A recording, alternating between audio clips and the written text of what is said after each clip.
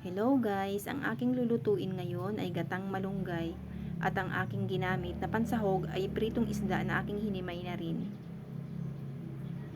Napakadali lang siyang lutuin. Nilagay ko na ang kakang gata sa kawali. Mas magandang gamitin ang kakang gata para pag naluto siya para siyang nagmamantika. Ang kakang gata po ay yung unang piga sa nyug. Ayan po.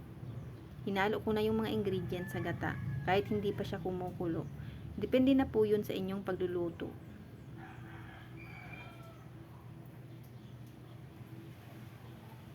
Antayin lamang pong kumulo ang gata.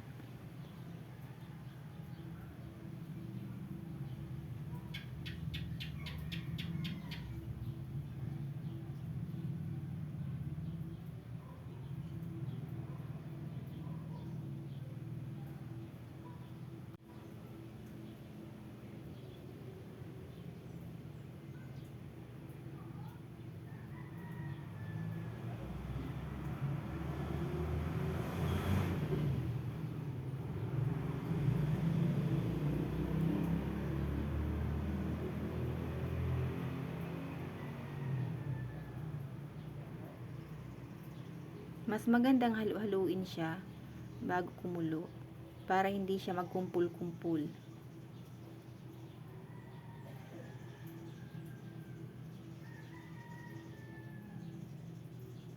Ayan na siya. Pag kumulo na po ng ganyan, pwede na pong ihalo ang malunggay.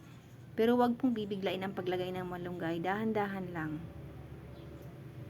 Ibuhos lang ng dahan-dahan.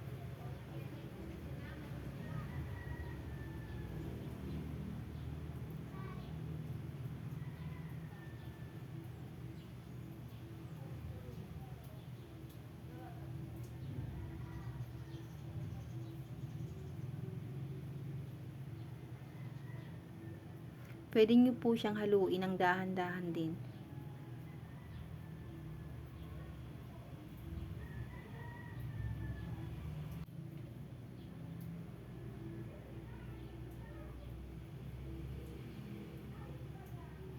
Yan po, haluin natin ng dahan-dahan.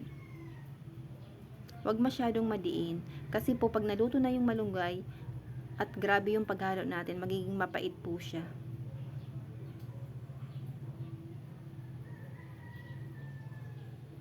Ganyan lang po.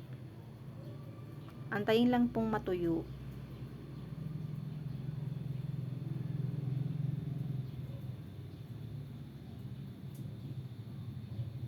Ako kasi mas gusto ko yung malunggay na medyo tuyo siya. At yung parang nagmamantika na yung gata. Kasi hindi siya mabilis masira. Kahit hindi nyo ilagay sa ref, hindi siya nasisira agad. Ganyan lang po kadali.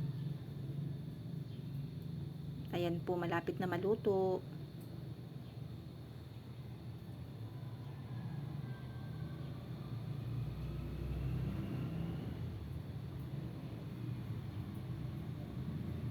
Ayan na po siya. Tara, kain po tayo. Thank you.